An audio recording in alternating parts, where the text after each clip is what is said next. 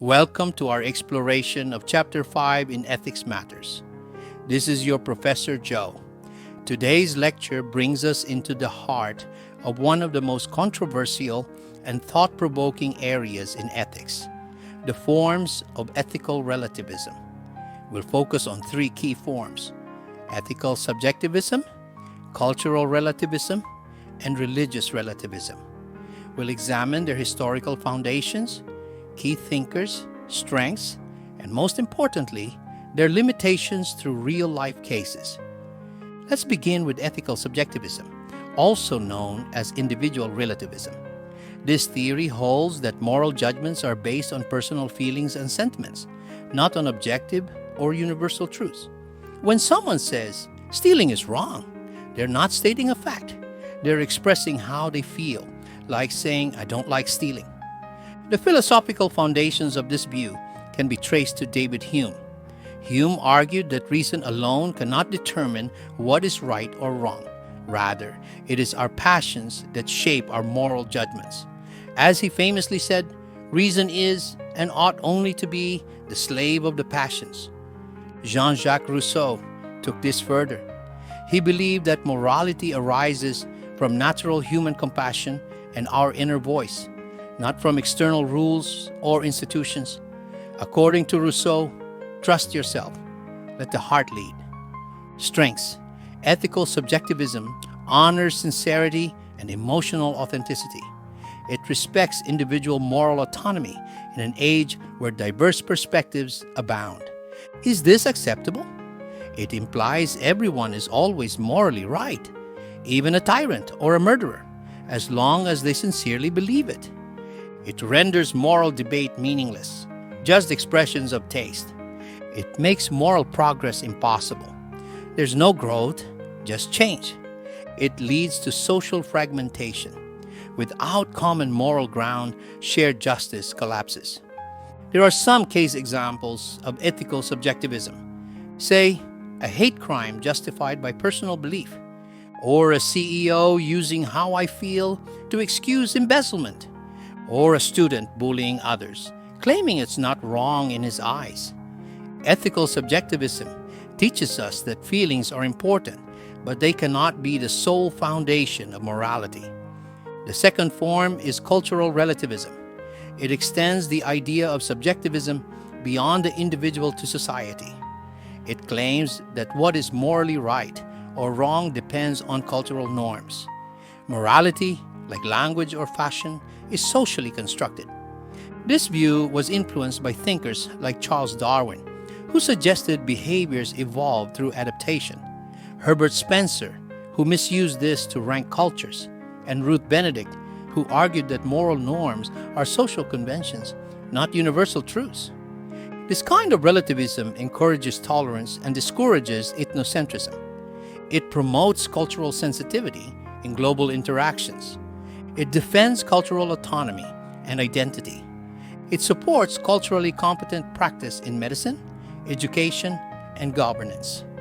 Let me cite my criticism on this. So, if every culture is right, we lose the ability to condemn injustices like slavery or genocide. It makes moral reform impossible. Reformers become immoral by challenging norms. Creates a tolerance paradox.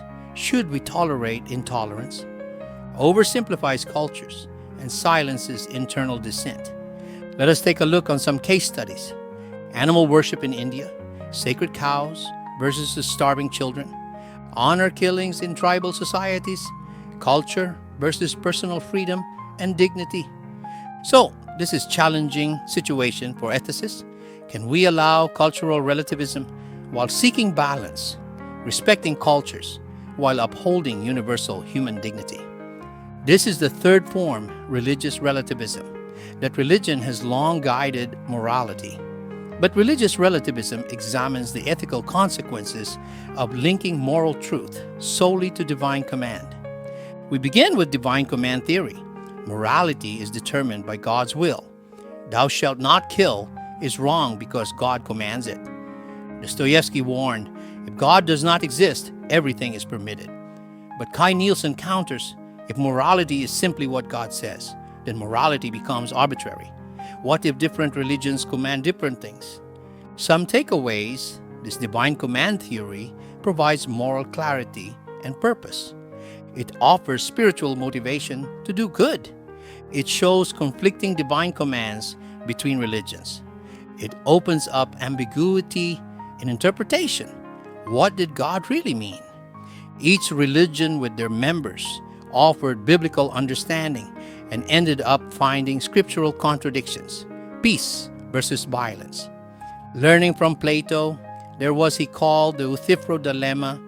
Is it good because God commands it, or does God command it because it's good? Fear-based morality. Do we act rightly out of love or fear? The problem of evil. Why would a good God allow suffering? Incompatibility with pluralism. How can divine command theory guide public ethics in a diverse society? In our case studies, Andrea Yates killed her children claiming God's command.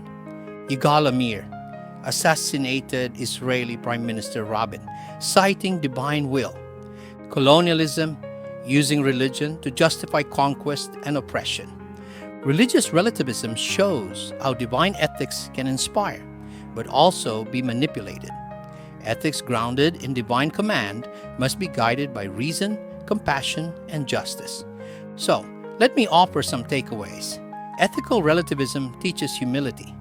It reminds us that morality is shaped by personal, cultural, and religious contexts.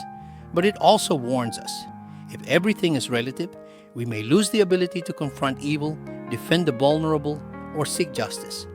Subjectivism gives us sincerity but lacks common ground. Cultural relativism gives us tolerance but risks silence in the face of harm. Religious relativism gives us conviction but may conflict with pluralistic justice. Philosophy does not ask us to reject relativism entirely. It invites us to reflect, critique, and grow. To live ethically, we must balance empathy with reason, respect with truth, and diversity with the pursuit of justice. Let us continue this journey with open minds, compassionate hearts, and a shared commitment to a more humane world. Can we respect different moral views without giving up our commitment to justice? Is there a middle ground between moral relativism and moral absolutism? How can we engage in moral dialogue in a divided world? Thank you for joining this lecture. Until next time, keep questioning, keep reflecting, and keep seeking what is truly good. I hope to see you in our next episode on consequentialism.